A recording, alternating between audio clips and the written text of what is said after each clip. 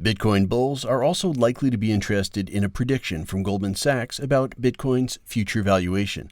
In a research note, the investment bank sets out a scenario in which investors turn away from gold and use Bitcoin as a store of value instead. Goldman noted that some $2.60 trillion is invested in gold for this purpose, while just $700 billion is invested in Bitcoin. The investment bank estimates that Bitcoin could reach $100,000 as investors switch their safe haven hedges from gold and into Bitcoin over the next 5 years.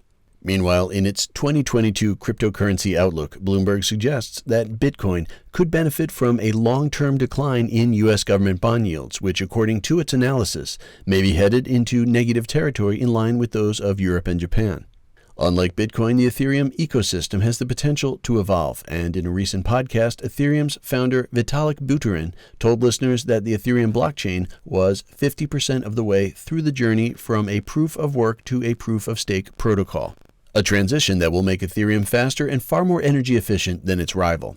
And staking will also open up Ethereum's blockchain to many more participants, not just the Ethereum owners.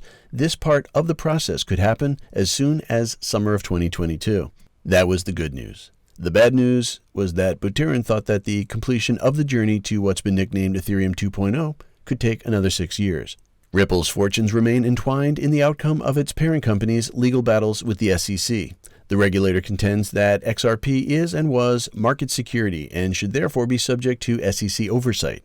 However, Ripple gained some moral support from a former SEC chairman this week when Chris Giancarlo called the Biden administration's approach to crypto regulation, quote, highly defensive and reactionary.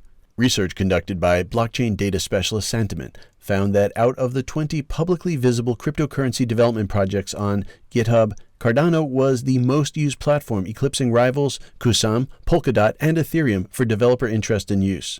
Cardano-related projects also had the highest number of active contributors over the last 12 months, according to the research, with an average of 53 contributors per day.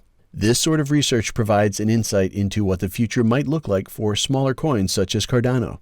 After all, cryptocurrency sentiment and prices are sensitive to network effects, which means that the more people and projects that are using and trading the coins, the better. Moving to Coinbase, the respected International Financing Review magazine recently highlighted that U.S. investment banks are getting more interested in cryptocurrency trading's multi-billion-dollar revenue potential. The article highlighted the fact that revenues at the top 50 crypto exchanges have more than tripled to a record of $26.5 billion in the first months of 2021, and that Citigroup, Goldman Sachs, Morgan Stanley, and JP Morgan are all at varying stages of building out their crypto offerings across their trading and wealth management divisions. BNY Mellon and State Street set up digital asset custody units in 2021, all of which indicates that crypto's move to mainstream is gaining momentum. Coinbase and other cryptocurrency exchanges may lose out on market share in the short term as the big banks become more active, but better regulation and an increased number of institutional participants should ultimately benefit the overall trading environment.